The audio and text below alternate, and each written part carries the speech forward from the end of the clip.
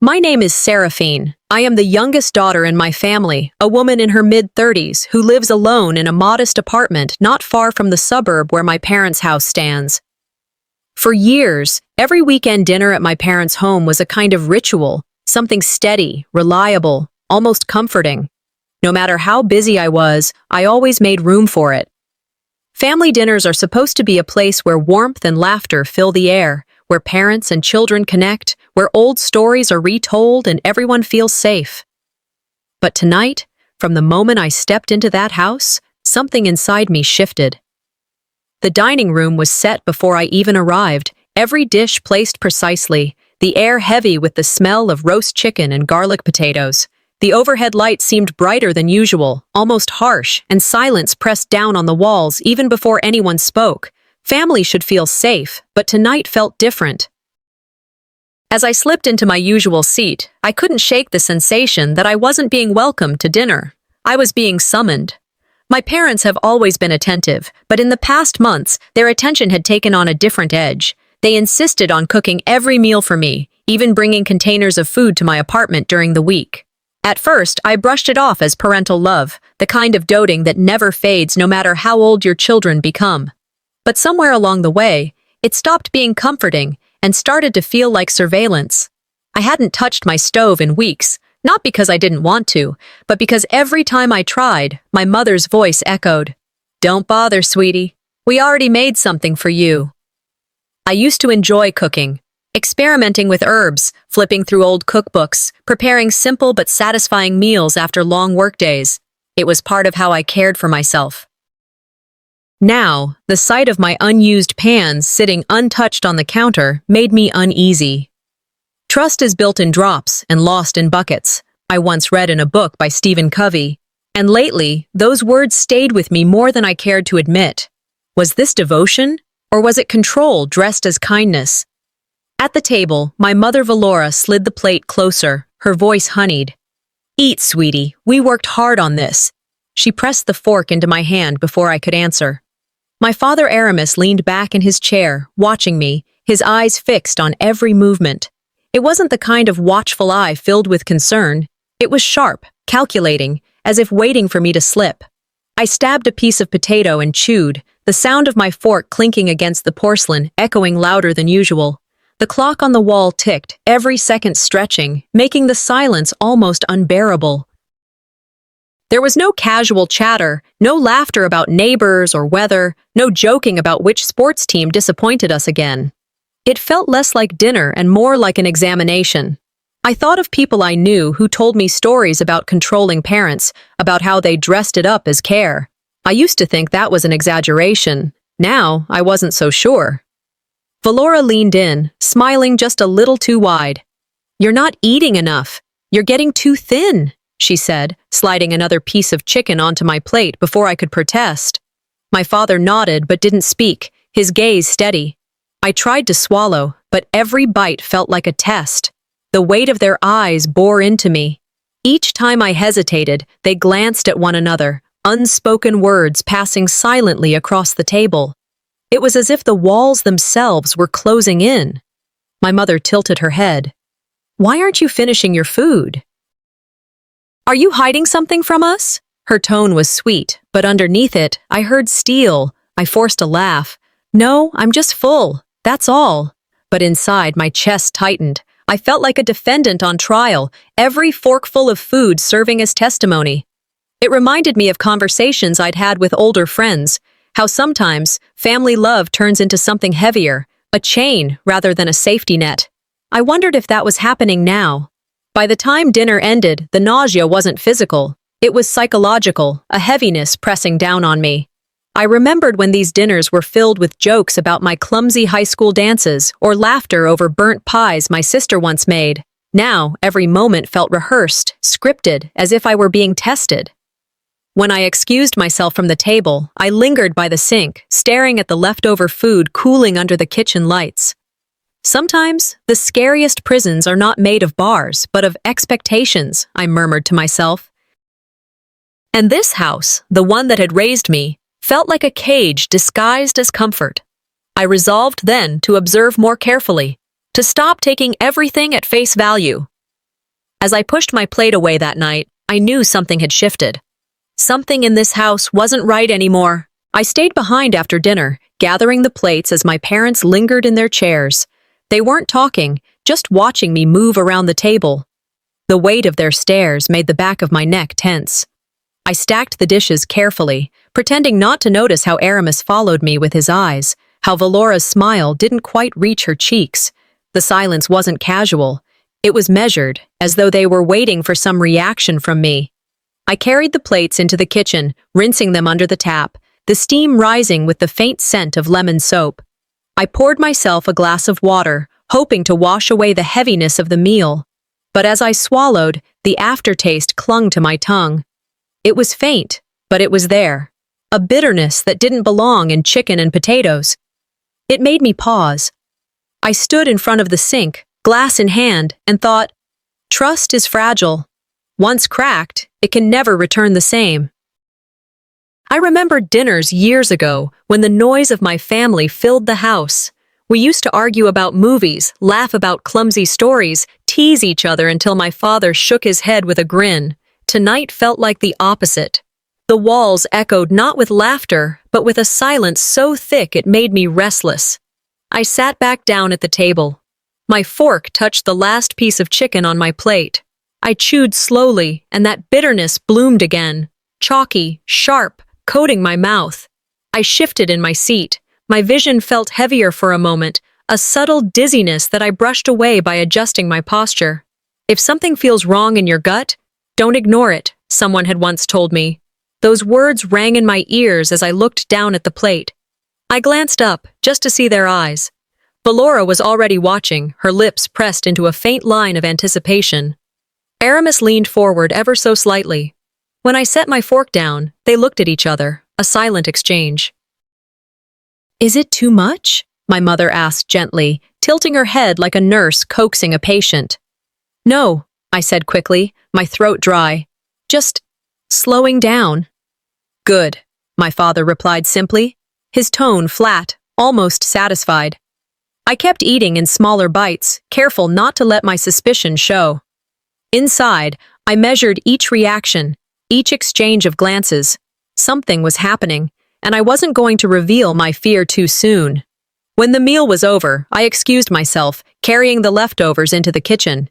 My parents stayed at the table, their voices muted as though they were waiting for me to return. I set the dishes on the counter, opened a cabinet to store them, and then noticed something sitting oddly near the spice rack. It was a small plastic bottle, no bigger than my palm, the label partially scratched. My eyes lingered on it. It didn't look like pepper or herbs. It looked like something that belonged in a medicine cabinet, not beside basil and oregano. My heart skipped. I leaned closer, scanning the letters still visible, but before I could read clearly, I heard a chair scrape in the dining room. I straightened, quickly sliding the container back exactly where it had been. My chest pounded, but I forced myself to breathe evenly, rinsing a dish as if nothing was wrong. Why would that be there? I thought. Why in the world would pills be kept next to spices? I wiped my hands on the towel, carried the leftovers to the refrigerator, and walked back to the dining room. Everything okay? Valora asked, her smile soft, almost too deliberate. Yes, I replied evenly. Everything's fine. We sat for a moment, the air still tight. I decided to test the waters, to see how they would respond. Mom, what kind of seasoning did you use tonight? It had a different taste. Her expression didn't change. If anything, her smile widened. Don't worry, honey.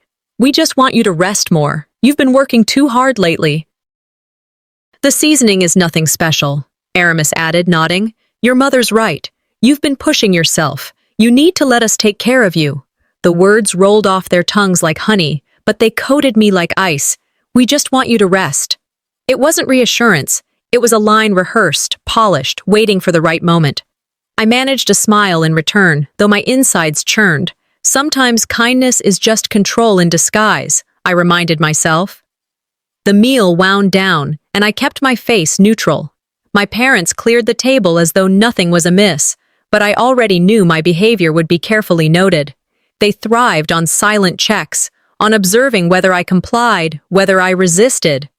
Tonight, I complied outwardly, but inwardly, I made a choice. From now on, I wouldn't eat every bite. I would appear to, yes, smile, nod, thank them. But quietly, discreetly, I would pour food into a bag when I could, discard it later. I would not give them my full trust again, not with something as simple as dinner. On the drive home, the streetlights flickered through my windshield. My mind turned over every detail, the strange taste, the pill bottle near the spices, the soft but chilling excuse. By the time I reached my apartment, I had made a silent vow. I would observe, I would wait, I wouldn't confront, not yet. For the first time, I wasn't sure if the people feeding me wanted me well or wanted me weak. I lay in bed that night, staring at the faint cracks in the ceiling of my childhood room. The air was thick and unmoving, the kind of stillness that presses on your chest. The old house creaked with familiar sounds, the pipes shifting, the wooden beams expanding with the cool night air. But tonight, every noise made me more alert. The ticking clock on the dresser seemed louder than it ever had when I was a teenager lying here with harmless worries. Now, each second reminded me of the unease I carried since dinner. My gut kept whispering to me, "Listen, don't dismiss it. People say in this country, trust your gut, it doesn't lie." And I was listening more than I ever had before. I turned from one side to the other, sheets twisting around my legs. My mind argued with itself. Maybe I'm exaggerating. Maybe it's just overprotection. Then another thought. Or maybe it's worse than I'm willing to admit. My chest tightened with each back and forth. I tried to close my eyes, but they wouldn't stay shut. Something in me kept saying, "Stay awake. Observe. Don't confront yet." I finally got up, needing water to calm my throat. The hallway was dark, except for a faint glow from the kitchen. I padded quietly, the wood floor cold against my bare feet. Just as I reached the end of the hall, I stopped. Voices. I pressed myself lightly against the wall, listening. Valora's voice, so soft I almost missed it, slipped out. "She's getting weaker. You noticed how she moved slower tonight?" Aramis responded, his tone low and steady. "Yes. Once she signs the papers, everything will be secure." The words punched into me. It wasn't about my health. It wasn't about concern. It was about control, about securing something I hadn't agreed to give. I held my breath, my hand frozen around the glass I'd brought with me. My mind raced with their phrases, getting weaker. Once she signs, I felt colder than I ever had in that house. Hearing your own parents plot against you feels colder than any stranger's betrayal, I thought. My knees trembled, but I pressed myself harder against the wall, praying the floor wouldn't betray me with a squeak. Valora whispered again, urgency in her tone. "Don't push her too hard. We can't let her suspect." Aramis muttered, "She won't suspect. She trusts us." I wanted to scream, to walk in and demand answers, but my instincts told me no, not now. I backed away, step by silent step, and returned to my room. My heart pounded so violently that I could hear it in my ears. When I closed the door behind me, my legs almost gave way. Sitting on the edge of the bed, I tried to catch my breath. Betrayal has a sharp edge, but when it's your parents, the blade cuts deeper. With friends, if they betray you, you can walk away. With parents, where do you go? The very foundation I was raised on now felt like quicksand. I thought back to all the years of trust I had given them without hesitation. Trust that now seemed like a weapon being turned against me. My body shook, but I forced myself to whisper aloud, "Don't let them see fear. Build your defense." Quietly. I laid down, but sleep didn't come easily. When it did, it was no comfort. In the dream, I was back at the dinner table. The food lay before me, untouched, but my arms were bound to the chair. Valora stood beside me, spoon in her hand, smiling gently as if coaxing a child. Aramis pressed down on my shoulder, his grip firm, unyielding. Their whispers came first, just like in the kitchen. But in the dream they grew louder, clearer, echoing like commands. "Sign it, or you'll regret it," they chanted, their voices overlapping. The room darkened, the table stretched endlessly, and I struggled against the ropes. My throat tightened as the spoon came closer, the smell of bitter powder filling my nose. I gasped awake, drenched in sweat, my sheets damp against my skin. My chest heaved as I sat up, clutching the blanket as if it could shield me. The dream wasn't random. It was my mind absorbing what I had overheard. It was my subconscious showing me the truth in a way I could no longer ignore. Fear coursed through me, but right behind it came anger. That anger, like a coal in my chest, kept me awake the rest of the night. If they thought I was weak, they were wrong. If they thought I would stay silent forever, they underestimated me. As the first light of morning crept through the blinds, I sat by the window, a mug of coffee cradled in my hands. The steam fogged my glasses as I whispered to myself, "I will not let them turn me into their victim." I remembered an old saying, "Fool me once, shame on you. Fool me twice, shame on me." That morning, I vowed the next move would not be theirs. It would be mine. I woke the next morning with the nightmare still clinging to me like a damp shadow. My body was stiff from a restless night, and the bitter taste of unease lingered stronger than any coffee I could brew. I sat at my kitchen counter with the mug steaming between my palms, staring at the swirling dark liquid as if it could give me answers. My parents' whispers echoed in my head. "She's getting weaker. Once she signs, everything will be secure." "Trust, but verify," I muttered under my breath, recalling the old Reagan quote. That had been my father's favorite phrase whenever he justified checking on my homework as a girl or digging through my brother's glove compartment after curfew. How ironic that those words came back to me now. Except this time, I would apply them against him. If they thought I would remain a passive bystander while my future was rewritten behind closed doors, they didn't know me. I wasn't going to confront them with empty words. I wanted proof, hard evidence that would stand taller than their excuses. And the first place to start was money.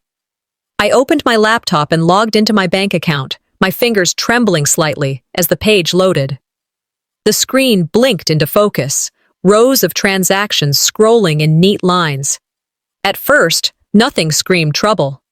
But as I scanned closer, I noticed small withdrawals. $30 here, $50 there, $100 siphoned off with the note family expense. Family expense? I had never authorized that. The more I looked, the clearer it became. These weren't random slips. They formed a pattern. Small enough to escape immediate suspicion, but consistent enough to drain over time. My stomach knotted. Seeing money vanish without my consent felt like watching my future slip through my hands in real time. I whispered to myself, "So this is it. Not just dinner." Not just whispers. In America, we talk about financial abuse in the abstract. Scams on the elderly, strangers preying on vulnerable people. What we rarely admit is that sometimes the hands stealing from you are the ones you once held for comfort. My hands tightened around the edge of the counter until my knuckles whitened. Money wasn't just cash. For me, it represented independence, the years of double shifts, the promotions I fought for, the nights I stayed late at work while others went home to their families. To realize that my parents, the very people who raised me, were quietly draining that independence away struck sharper than any insult. "Money can be replaced," I said aloud, steadying my breath, "but trust cannot." Fear tried to seep in, whispering that they might have their reach in more places than I realized, but anger followed quickly behind, cooling my nerves like steel. I knew I had to find out how deep their hands had reached. By noon, I decided on my next step. I called the family clinic where I had been going since childhood. The receptionist's tone was oddly cheerful, as if she already knew why I was coming. "Of course, Seraphine," she said. "Dr. Isolde can see you this afternoon. Just come right in." That friendliness unsettled me. Still, I drove over, parking my car in the familiar lot. The clinic hadn't changed. Same pastel walls, same stack of outdated magazines in the waiting area, same smell of antiseptic that clung to your skin long after leaving. When my name was called, I entered the office, and there she was, Dr. Isolde, the physician who had treated my family for decades. She greeted me warmly, too warmly. "Seraphine, I'm glad you came. Your parents mentioned you've been under stress. We should take care of that." I blinked. My parents mentioned me? She nodded as if it were natural. Yes, they worry about you.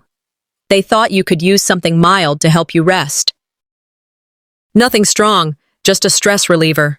She reached into her desk drawer and pulled out a small sample pack. My breath caught.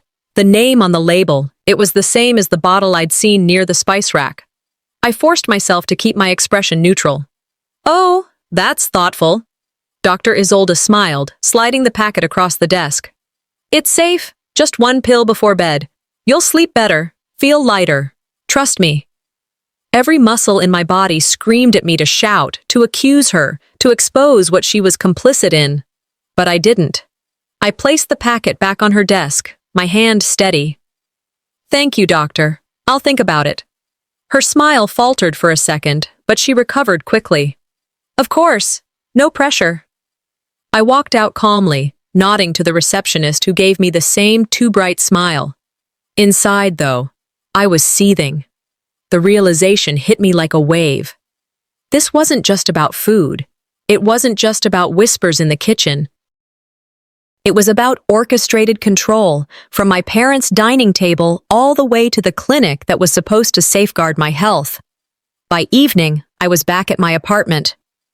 I laid everything out on the table, the bank printouts, the notes from the doctor's office, the mental snapshot of the pill bottle by the spices, proof that my suspicions were not paranoia, but reality.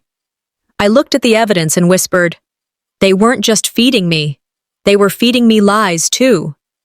I felt fury harden into something sharper. Strategy. I would not lash out blindly. I would gather more. I would prepare. And when I finally moved, it would be with precision. That night, as I turned off the lights, my own home no longer felt like a sanctuary. It felt like a watchtower in enemy territory. When my aunt invited me to her weekend barbecue, I accepted with relief. After the week I had just endured, the whispers in my parents' kitchen, the unsettling discovery at the doctor's office, I wanted nothing more than to be around the larger family, where the laughter of cousins and the chatter of children might drown out my unease. As I parked near her house, the air carried the smell of grilled corn and smoky ribs. The backyard was alive with the kind of noise that usually warms me. Kids chasing each other with sticky hands, uncles arguing about football, and my aunt orchestrating the buffet table like a general leading her troops. For a moment, I let myself believe I had walked into safe territory. Family gatherings, after all, are supposed to remind us of our roots, of where we belong. I told myself, maybe today will feel normal again. I joined a small circle of relatives near the patio, exchanging hugs, answering polite questions about work, nodding at half-remembered stories from years past. But it didn't take long before I noticed something peculiar. The smiles were thinner than usual. A cousin's eyes slid over me with pity. Another aunt avoided conversation altogether, turning instead to refill her drink. I caught snippets of whispers as I passed groups standing by the grill. One voice floated to my ear, low but unmistakable. "Poor Seraphine, she's too weak. Her parents have to do everything for her." I stopped mid-step, the words sticking like thorns. I didn't turn around immediately. Instead, I moved toward the cooler, lifted a soda, and used the moment to breathe. Inside my chest, humiliation churned hot. It didn't take long for me to piece it together. Aramis and Valora had been spreading lies, framing me as fragile, incapable, a burden who needed constant care. I stood alone for a while, listening to more fragments. She can't handle the stress. It's sad, really. Her parents sacrificed so much. The sting wasn't just the words themselves, it was the way they planted them, softly, strategically, until relatives believed them without question. In tight-knit communities, reputations are built on whispers, and once the story takes root, truth struggles to breathe. I smiled tightly at a cousin who passed, but inside, I wanted to scream, not here, not now. I reminded myself, observe first. Evidence matters more than outrage. I thought I had escaped the scrutiny for the day, but then Zahara, my older sister, approached. Her face was set, her tone sharp even before she opened her mouth. "Why are you doing this, Seraphine?" she demanded, her arms crossed. I blinked. Doing what?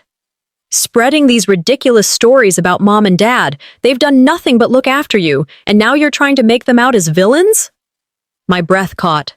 Zahara, I never… She cut me off. Don't lie to me. You've always been dramatic, but this? Telling people they're hurting you? That's cruel. They only want the best for you. Her voice was loud enough that a few relatives turned to glance our way. My heart ached at her words, sharper than any stranger's insult. Being called a liar by your own sibling feels like being cut open with a blade no one else can see. I steadied myself. The old me might have shouted back, but I refused to give them that satisfaction. I looked straight at her and asked calmly, "And what if the story you've been told isn't true?" For a second, she faltered. Her eyes flickered with uncertainty. But pride returned quickly, and she shook her head. "You're delusional. You need to stop before you embarrass yourself further." She stormed off, leaving me standing in the middle of the yard with several relatives pretending not to stare. After that, conversations around me thinned. People drifted away. When I sat on the edge of the porch, no one joined me. I watched the children playing tag, listened to the hum of chatter that deliberately excluded me, and felt the familiar squeeze of isolation. Family is supposed to be your safe place, I whispered under my breath. If it isn't, it becomes your cage. The humiliation burned, but beneath it, something else stirred. I realized silence could be sharper than any outburst. Let them think they'd cornered me. Let them believe I was too weak to defend myself. Their arrogance would blind them. As dusk settled and the party wound down, I slipped out quietly, hugging no one, thanking no one. The drive home was filled with headlights and the low hum of the radio, but my thoughts were louder. Yes, I was angry. Yes, I felt betrayed, but anger, when directed, can be powerful fuel. They want me isolated, I said to the dark interior of my car, but I will not give them that power. By the time I pulled into my driveway, I had decided they could wage war with whispers, but I would answer with proof. The morning after the family gathering, I sat at my kitchen table, coffee cooling in front of me, papers scattered across the surface, bank printouts, notes scribbled in my own handwriting, small reminders that the suspicions in my heart were no longer shadows, but forming into shapes I could not deny. The apartment was quiet, too quiet, and I found myself whispering aloud. Sometimes quiet screams louder than words. I thought about how humiliating it had been to sit at the edge of my aunt's yard, my relatives avoiding me, their eyes heavy with pity. Their silence had stung more than open accusations. Now, here, away from all of them, the silence pressed against me differently, like it wanted me to fold into it, to accept their version of the truth. I shook my head. Exhaustion weighed on me, yes, but beneath it I felt a thread of determination weaving tighter. I stood, poured the rest of my cold coffee down the sink, and decided to step outside for some air. The mail had piled up over the past few days. Maybe the small act of retrieving it would ground me. As I opened my mailbox, I noticed Narissa, my elderly neighbor, shuffling toward hers. She had lived in the building for decades, the kind of woman who remembered everyone's birthdays, who kept her blinds open just enough to wave when you came home. She looked at me with unusual seriousness. "Seraphine," she said softly, glancing around before lowering her voice. "I overheard something. Your parents were in the lobby the other day, talking when they thought no one else was around." I froze, letters clutched in my hand. "What did you hear?" Her wrinkled fingers gripped the side of the metal box as if steadying herself. "They mentioned your money. Said something about moving it before she notices. Dear, you need to be careful." The world tilted slightly, as if her words had knocked me off balance. I swallowed hard. "You're certain that's what they said?" She nodded firmly. "I may be old, but my ears still work. I know what I heard." A chill ran straight down my spine. I hadn't told anyone, no one, about the strange withdrawals, the whispers, the pill bottle near the spices, and yet here was Narissa, a woman with no stake in my drama, confirming everything I feared. "Thank you," I whispered, my voice steadier than I felt. "Truly, thank you." She touched my arm briefly. "We all think family means safety, but I've lived long enough to know that sometimes it's the people closest to you who hold the knife. Protect yourself. I carried her words with me as I returned to my apartment. Once inside, I set the letters down and sat on the couch, staring at the wall. Her voice echoed, not as gossip, but as truth told by someone who had nothing to gain. Seeing betrayal through an outsider's eyes cut even sharper. It made it real in a way that my suspicions alone could not. There's a saying Americans use: if 3 people tell you you're drunk, sit down.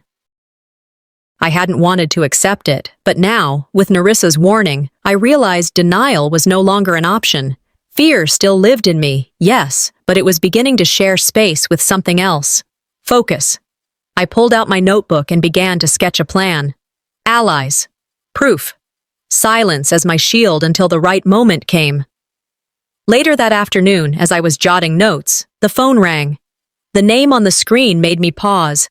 Grandma Leora. I hadn't spoken to her in weeks. My heart softened as I answered. Grandma? Her voice trembled slightly with age, but carried a weight that made me sit straighter. Darling, I've been thinking about you. Something feels wrong. I can't shake it. I closed my eyes, pressing the phone tighter to my ear. Grandma, it's complicated. She didn't let me dodge. I know your parents. I've seen them weave stories before. Don't you dare let them write yours. You hear me? Tears pricked at my eyes, not from weakness, but from relief. I hear you. You're not alone, Seraphine, she continued. Blood doesn't always mean loyalty. Family isn't who shares your blood. It's who stands beside you when the knives are out, and I will stand beside you.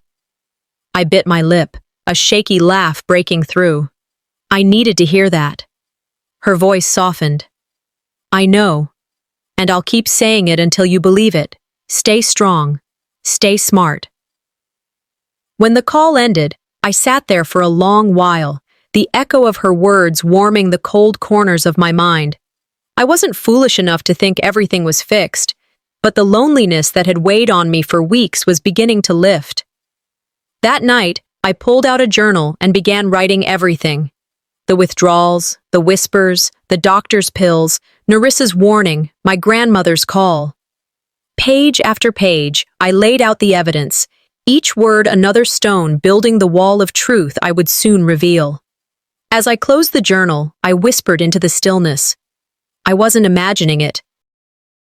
And I'm not fighting alone anymore. After my grandmother's call, I sat in the quiet of my apartment and laid everything out on the dining table. The room looked less like a home and more like a war room. Papers stacked in uneven piles, bank statements highlighted, scribbled notes spread out like evidence in a courtroom. I traced the lines of numbers with my finger, forcing myself to look at the reality I wanted so badly to dismiss. My parents were not protecting me. They were circling me, waiting for the moment I would stumble so they could secure everything I had worked for. The apartment was so quiet, I could hear the hum of the refrigerator. I took a deep breath, steadying myself. Fear had been my constant companion these past weeks, but now something else had settled in its place, resolve. An American saying came to me, "Don't get mad, get even." I wasn't going to shout, I wasn't going to argue. I would make myself untouchable. If they wanted me weak, I whispered to the still air, I will make myself untouchable. The next morning, I drove downtown to meet Alara, a lawyer recommended by an old colleague. The office was discreet, tucked between a bookstore and a coffee shop, nothing flashy, but when I walked in, I felt a steadiness in the air. Alara, a woman in her 50s with sharp eyes softened by empathy, shook my hand firmly and guided me into her office. "Tell me everything," she said, her tone calm but commanding. I laid out the details, the unexplained withdrawals, the whispers, the pill bottle, the doctor who offered me medication without reason. She listened, pen moving across her notepad, occasionally looking up to meet my eyes with quiet intensity. When I finished, she leaned back in her chair. "You're right to be cautious. What you're describing isn't just interference, it borders on financial abuse, and it's not uncommon, unfortunately. But you don't have to remain vulnerable." I asked, my voice tight. "What can I do?" Her eyes sharpened. We move your assets into a living trust, legally binding, irrevocable. It shields your money from unauthorized access. If they try to touch it again, they won't be able to. My breath caught. So they'd be locked out? Yes. The law protects those who prepare, she said. And you're preparing. For the first time in weeks, I felt a weight lift from my chest. It wasn't joy, but something quieter, like reclaiming the voice I thought I had lost. I nodded. Let's do it. She slid papers across the desk, explaining each step. I signed with deliberate care, every pen stroke a silent act of rebellion. When I placed the last signature, I felt as though I had built a wall between myself and their reach. Walking back to my car, I carried a new kind of silence inside me, not fear, but calm precision. Many people set up trusts to protect from strangers or future uncertainty. I was doing it to protect myself from my own parents. That thought was bitter, but it was also liberating. That evening, back at my apartment, I opened my laptop again. Something inside me urged me to dig deeper. If they had stolen once, what stopped them from creating hidden paths? I logged into secondary accounts, searched through linked files, and then I found it, a shadow account. It bore my name, but I had never opened it. The withdrawals I had noticed earlier aligned perfectly with deposits and transfers moving into this other account, one I had no knowledge of, but one my parents clearly controlled. For a moment, I froze, staring at the screen, my breath shallow. The shock hit me like cold water. They hadn't just taken, they had planned, set up structures to drain me without my consent. My hands clenched into fists on the desk. They thought I wouldn't notice, I said aloud. They thought wrong. Anger surged, but it wasn't wild anymore. It was icy, sharp, and it gave me clarity. Betrayal no longer only felt like pain, it carried with it a grim sense of superiority. They believed me too naive, too trusting. But I was one step ahead now. I printed everything, the records, the trail of transactions, the details of the shadow account. The account wasn't just money, it was proof of intent. Symbolism etched in black and white, evidence that they had crossed a line that could never be uncrossed. As the night deepened, I sat back in my chair and reflected. I no longer felt like prey.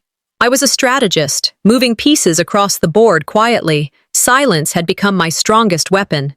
I said nothing to my parents, not a word. I let them believe I was still the obedient daughter who sat at their dinner table. An old phrase surfaced. Revenge is best served cold, and sometimes in paperwork. I smiled faintly, not with joy, but with the eerie calm of someone who had finally gained ground. I was strangely detached as I organized the documents, labeling folders, building the arsenal of evidence that would one day speak for itself. By midnight, exhaustion pulled at my body, but unease lingered like a shadow at the edge of the room. I lay in bed, staring at the ceiling, every creak of the apartment magnified. My mind whispered questions. If they had one hidden account, how many more could exist? If they had orchestrated this much, what else had they set in motion? Sleep came in fragments, light and fragile. The storm hadn't broken yet. I could feel it building, thick in the air, pressing against the walls of my apartment. And when the storm came, I murmured into the darkness. I would be ready. The invitation came with a casual phone call from Valora. Her voice was light, almost cheerful, as if our lives hadn't been unraveling. Come home for dinner tomorrow, sweetheart. We miss you. Every part of me knew it was a performance, but I agreed. Sometimes the best way to learn your opponent's moves is to let them think they still control the game. The next evening, I walked into the house I knew so well. The smell of roast beef and baked rolls filled the air, the same dishes they used to make when I was younger. At first glance, everything looked ordinary, the dining table perfectly set, soft music playing in the background. But when I looked at my parents' faces, their smiles were too wide, their voices pitched too sweetly. Sometimes, I thought as I hung up my coat, the most dangerous kindness comes with a smile. We sat down, and the performance began. Valora immediately piled food onto my plate. You're too thin, darling. Eat more. We made your favorite. Aramis poured my glass full of red wine, swirling it carefully as he set it down. You need to enjoy yourself tonight. Forget all that stress at work. I forced a smile, but inside, each gesture rang false. Every movement felt scripted, rehearsed, as though they had studied what affection should look like. I chewed slowly, discreetly pushing food around my plate, pretending to swallow more than I did. Their eyes flickered between my fork and my glass, measuring every motion. Do you like it? Valora pressed, her tone sweet but laced with expectation. It's fine, I answered softly. In another family, this would be hospitality. Here, it was a cage built with silverware and polite words. I thought of how many American families use food as a language of love, but in mine, it had become a tool of control. Dinner dragged on. Conversation was shallow, filled with questions they didn't care to know the answers to. How's work? Are you sleeping enough? Do you get lonely in that apartment? Each question was another thread in the net they were weaving. Then, the act shifted. After the plates were cleared, Valora pressed a hand dramatically to her chest, sighing. Oh, Seraphine, I haven't been feeling well lately. Your father worries so much. We just need to make sure everything is in order. She reached into a drawer and pulled out a folder, sliding papers across the table toward me. Sweetheart, she said softly, we need you to sign this, just in case of emergencies. It'll help us manage things if something happens suddenly. It's all for the family. My pulse quickened. I glanced at the papers and, just as I suspected, they were disguised power of attorney forms, documents that would hand them control over my finances, my decisions, my independence. I leaned back, keeping my face neutral. If this is just for emergencies, why the rush? Why not let me look it over carefully? Valora's eyes flashed for the briefest moment before softening again. Because emergencies don't wait, darling. You'll be glad you signed when the time comes. Aramis nodded solemnly. It's not about us. It's about you. We've sacrificed so much for you. It's time you let us help. Guilt, dressed as duty. I remembered a phrase. Guilt is the favorite weapon of manipulators. And here it was, wielded with precision by the people who claimed to love me most. I slid the papers back across the table. I'll think about it. My voice was calm, steady. Inside, fury burned. The evening wasn't finished. Later, when Valora went to tidy the kitchen, she found something that shattered the facade. In the trash sat a napkin where I had discreetly spit out food, wrapped carefully but not carefully enough. Her voice turned sharp, shrill. You didn't eat it. You don't trust us, after everything we do for you? Aramis slammed his fist against the table, the wine glasses trembling. You dare insult your mother like this? I froze, but not from fear, from clarity. In an instant, their masks slipped. The smiles vanished, replaced by raw anger, the performance torn away. The house that had felt staged now revealed its true set.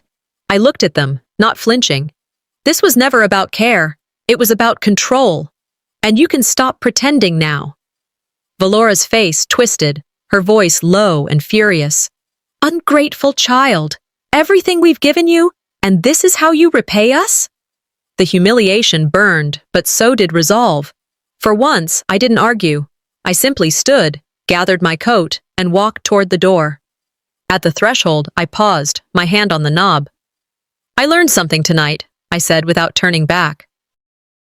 Silence can be sharper than shouting. And then I left, the sound of their fury echoing behind me, replaced in my chest with a grim, steady resolve. They wanted obedience, but all they earned was my defiance. In the days after the disastrous dinner, I forced myself into silence. I acted tired, sluggish, subdued whenever I was around my parents. I let them pile food on my plate, let them fuss over me, even nodded with faint gratitude when they told me to rest more. Inside, I was alert, sharper than ever, but I wore the mask of compliance. At the breakfast table one morning, Valora touched my arm lightly. You see, this is better. You're finally letting us take care of you. I smiled faintly, lowering my eyes as though I'd surrendered. Aramis nodded approvingly. Good girl. Things will be easier now. They believed it. I watched the softening of their expressions, the small glow of victory in their eyes. It was almost amusing. Sometimes the best move is to let your enemy believe you're defeated. Beneath the bitterness I carried, I kept my focus on the larger goal. Their confidence began to swell. In hushed conversations that they thought I didn't overhear, they whispered about final steps. One evening, as I passed the study door left slightly ajar, I caught Aramis's voice. "She's calmer now. We can move forward with the legal papers." Valora responded quickly. "Yes, once those are signed, everything falls into place." I stood still in the hallway, holding my breath, letting the words etch themselves into memory. Instead of anger, I felt a cold satisfaction. Arrogance blinds people to the traps in front of them, and they were walking straight into mine. When Alara, my lawyer, called to confirm the meeting, I knew it was time. She suggested framing it as a family meeting to clarify finances. My parents accepted without hesitation, confident enough to think it would end in their favor. The morning of the meeting, my palms were damp, but my heart was steady. I arrived early, the polished wooden table gleaming under the overhead lights. Alara had arranged the papers neatly, her expression calm but firm. "Remember," she told me quietly, "silence can be your strongest weapon here. Let the documents speak." The door opened. Aramis and Valora walked in, accompanied by a lawyer I didn't recognize. They carried a thick binder, heavy with documents they believed would corner me. Valora smiled thinly. "This will settle everything, sweetheart. No more confusion." We sat. Their lawyer began to speak, his tone confident. "My clients have supported Seraphine extensively. Housing, food, financial oversight. It's only appropriate that they have joint control of her assets moving forward. Here are the documents reflecting that." He pushed the binder toward Alara. My parents watched me carefully, waiting for my panic, for my collapse. Instead, I kept my face neutral, my hands folded. Alara remained calm. "Before we proceed, let's review some important documents." She slid a smaller folder across the table. Aramis frowned. Valora reached for it impatiently, flipping through the pages, her face drained of color as she saw the notarized signatures, the dates stamped clearly weeks before today. "These," Alara said evenly, "are the records of my client transferring her assets into a living trust, binding, irrevocable, legally outside of her parents' reach, all completed well before any of this meeting was arranged." The silence was deafening. You could hear the sound of their confidence breaking. Valora sputtered, her voice rising. This can't be legal." Aramis' face darkened, his jaw clenched, but he said nothing. Alara's tone didn't waver. "It is legal. It is final. And any further attempts to interfere will be met with legal consequences." I watched my parents in that moment, the anger in Valora's eyes, the rigid stillness of Aramis. They were cornered, and they knew it. I leaned back in my chair, speaking for the first time. "You wanted control. You wanted obedience. But you underestimated me."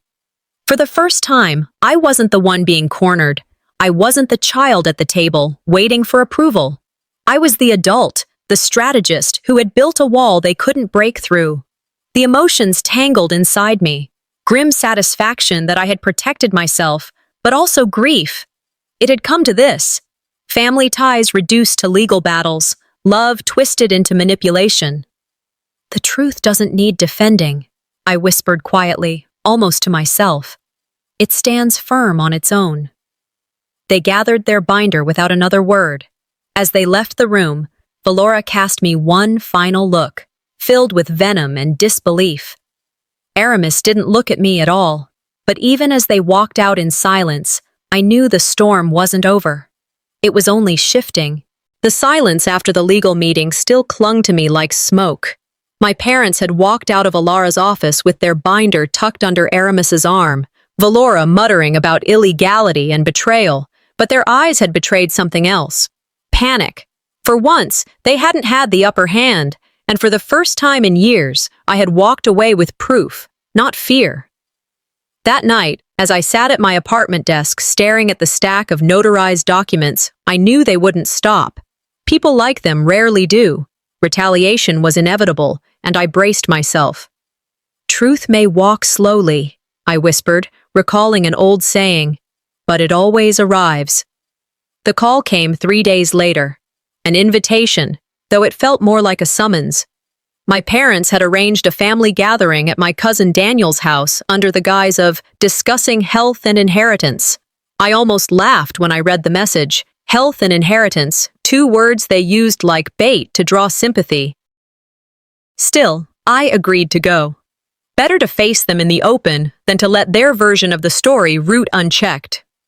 Daniel's house buzzed with voices when I arrived. Zahara was there, her posture stiff, avoiding my gaze. Cousins lingered in small clusters, whispering. My aunt clutched her Bible in her lap as though it might anchor her through the storm. As I stepped into the living room, I felt the hostility pressing in before anyone spoke. Valora rose dramatically, a hand to her chest. There she is, our daughter, who thinks we've done her harm. Aramis stood behind her, his voice cutting. She's been spreading lies, telling people we've stolen from her, poisoned her food, that we're conspiring against her. He scanned the room, his gaze resting on each relative. It's slander, and it's tearing this family apart. The room was still, all eyes on me. I felt the weight of their expectation. They wanted me to shrink, to falter under the shame. Inside, anger surged, but I forced calm into my voice. They wanted to bury me with shame, I thought, but I brought a shovel of my own. I reached into my bag and pulled out the stack of papers I had prepared. Bank printouts, notarized trust documents, copies of transactions linked to accounts I had never opened. I laid them out on the coffee table slowly, deliberately. If you believe them, I said steadily, then look at this. Look at the dates, the signatures. Look at how money disappeared from my account in small, quiet withdrawals. Look at the trust I created, weeks before they tried to drag me into signing papers at dinner. Gasps rippled through the room. My aunt leaned forward, adjusting her glasses. My cousin whispered, "My God." Valora's face flushed deep red. "You've twisted everything." I cut her off, my tone precise, each word sharp. If they loved me, why did they try to erase me? Silence fell heavy. Even Zahara's breath caught audibly. My parents' lawyerly facade crumbled in front of the people they had worked hardest to manipulate. It reminded me of what so many dismiss: financial exploitation within families. People imagine it happens only to the elderly, to those who don't understand technology. But here it was, undeniable, laid out in front of cousins and uncles who once pitied me. Valora sputtered, her voice shrill. "We did this for her, to protect her. She's unstable. She doesn't know what she's doing." Aramis slammed his palm against the table. "You will regret humiliating us like this." But the tide had already turned. A cousin muttered to another, loudly enough to reach my ears. "We believed them, and we were wrong." Then Zahara spoke. Her voice cracked as she stood, facing the room. I didn't want to believe her. I thought she was exaggerating. But I can't deny this anymore. "I'm sorry, Seraphine." I looked at her, my chest tight. Validation, though bittersweet, washed through me. Valora shrieked, "Don't you dare turn on us!" But her fury only deepened the silence surrounding her. The more they spoke, the guiltier they appeared. For once, I narrated inwardly, I wasn't the one isolated.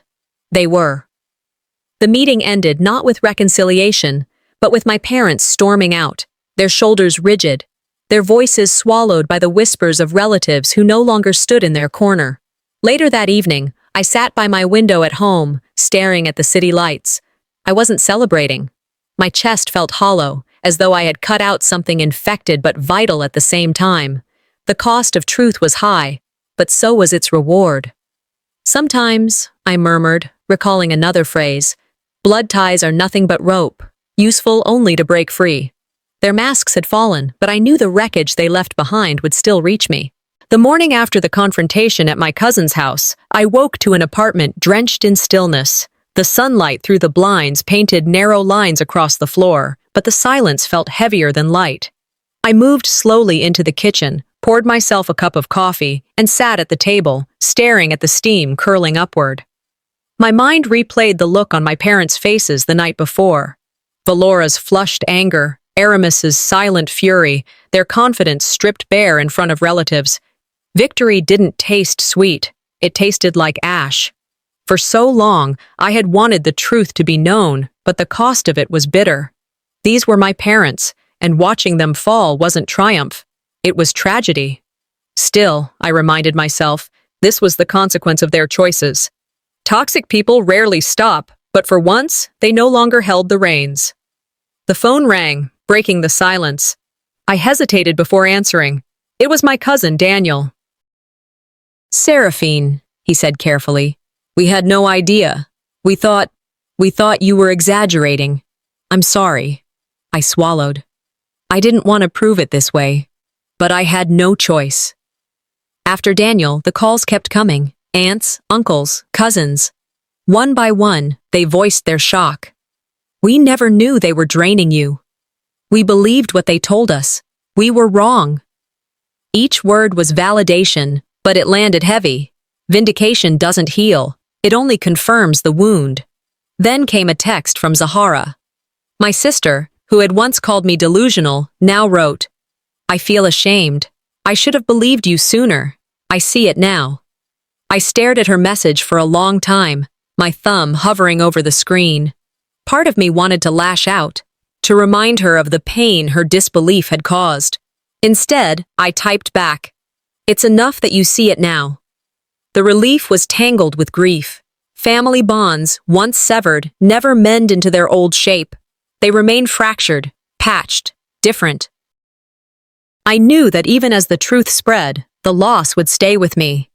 As the day unfolded, I learned more about the collapse of my parents' authority.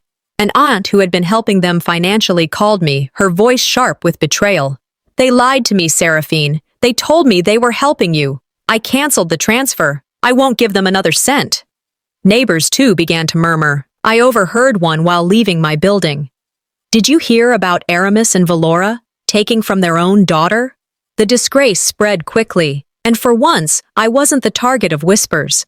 I reflected on the irony. The people who once commanded rooms with their presence now found their words echoing back hollow. They used to carry authority like armor. Now every sentence they uttered carried the weight of suspicion. I thought of the saying, "Character is destiny," and theirs had caught up to them. That night, as the calls slowed and the quiet returned, I sat by my window, staring at the dimming horizon. The weight of broken bonds pressed down on me. American culture loves to praise independence, to celebrate the idea of standing on your own. But no one talks enough about the grief of walking away from family, about how painful it is to choose distance from those who raised you. I whispered to myself, I feel both free and lonely. The bittersweet truth settled deep. I was no longer chained by their control, but the price of that freedom was the collapse of the family I once thought unbreakable. Yet, in that recognition, there was clarity. Their fall didn't define me. I would define myself. I closed my journal after writing the day's events. I made a vow. I would protect my life, rebuild relationships that mattered, and leave behind the ones that had poisoned me. Sometimes the only way to heal, I wrote, is to stop returning to the place that broke you. But even broken bonds leave shadows, and mine returned the very next night. The day after the family meeting at Daniel's house, I woke to a peculiar kind of calm. It wasn't joy, not relief either. More like the quiet after a long, violent storm. My apartment seemed almost too still, as if it too was holding its breath. I made my coffee, sat at the window with the cup warming my hands, and stared at the streets below. People were walking their dogs, cars passed with radios humming, life moved as if nothing monumental had happened the night before. But inside, I knew my life had shifted permanently. The truth was out. My parents' masks had fallen in front of the family. Their grip on me was broken, and for the first time in years, I wasn't carrying their weight on my shoulders. Independence felt liberating, yet it carried its own loneliness. Family, after all, is supposed to be permanent. Breaking from it leaves a hollow space that no victory can quite fill. I reminded myself of something I had once read. Peace is not the absence of conflict, but the presence of justice. That line echoed in my mind as I sipped my coffee, steadying myself. Justice had arrived, but peace was still settling in.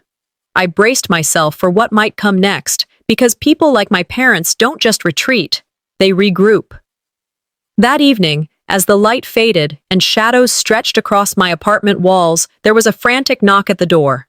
Not the polite kind, not the kind that waits. It was urgent, desperate. My chest tightened. I stood slowly, placed my mug on the counter, and walked to the door. When I opened it, I froze. There they were, Aramis and Valora, both on their knees on the welcome mat, their faces streaked with tears, their clothes wrinkled as if they had rushed without care. Never in my life had I seen them like this, reduced, begging, stripped of the power they had wielded so confidently.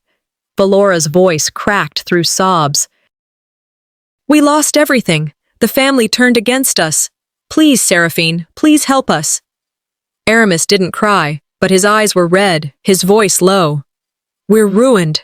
You're our daughter. You can't abandon us now." Shock rippled through me. For a heartbeat, pity flared. Memories of childhood, of birthdays and moments when I thought love was genuine. But just as quickly, anger surged. These were the people who had tried to poison me, control me, strip me of everything. Now they knelt, not from love, but from desperation. I didn't answer immediately. I let the silence stretch, watching them, the reversal of power clear in every inch of the scene. Once, I had been the one forced to bend. Now they knelt before me. Before I could speak, my phone rang. I stepped back, leaving them outside, and answered. "Darling," my grandmother Leora's voice came through, strong despite her years. "I know they're there. Listen to me. You don't owe them forgiveness. You owe yourself peace." I closed my eyes, tears pressing against the corners. "But Grandma, they're my parents." "And I am your grandmother," she said firmly. "I've watched them twist stories for years. Don't let them twist you. Family is not who shares your blood. It's who stands beside you when the knives are out. And I stand with you." Her words steadied me like an anchor in rough seas. Closure wasn't about giving them another chance. It was about reclaiming myself. I ended the call and stepped back outside. They looked up at me, faces pleading, eyes wide with fear. I took a slow breath. "You tried to poison me. You tried to erase me. You tried to control me. And now you kneel here asking for mercy." My voice didn't waver. "There will be no reconciliation, no second chances. I will never let you control me again." Valora sobbed harder, reaching for my hand. I pulled it back. Aramis whispered hoarsely, "You'll regret this." I met his eyes evenly. "The only thing I regret is trusting you." With that, I turned, stepped inside, and closed the door.